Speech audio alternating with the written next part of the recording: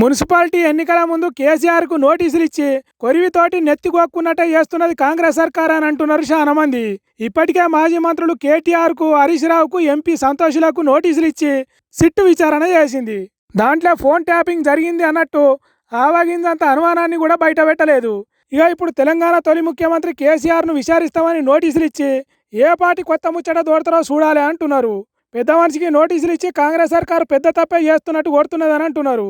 విచారణ పేరుతో పెద్ద మనిషిని విసిగిస్తున్నారు, తిప్పలబెట్టే పనులు చేస్తున్నారు, కానమ్మ కష్టాలు పెడుతున్నారని అనుకుంటా రేపు బీఆర్ఎస్ పార్టీలంతా లొల్లి చేయకుండా ఉండేదానికే కేసీఆర్ సిట్ ఆఫీసుకు రాకున్నా పర్వాలేదు, కేసీఆర్ ఎక్కడ కోరుకుంటే అక్కడ, ఎట్లా కోరుకుంటే అట్లా విచారణ చేస్తామన్నట్టు నోటీసులు ఇచ్చిండ్రట.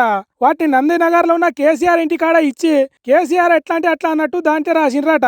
అయితే ఎర్రవల్లి ఫామ్ హౌస్ నుంచి విచారణ కోసం కేసీఆర్ నందినగర్ వచ్చే ఛాన్స్ ఎక్కువ ఉన్నదని అంటున్నారు కొందరు.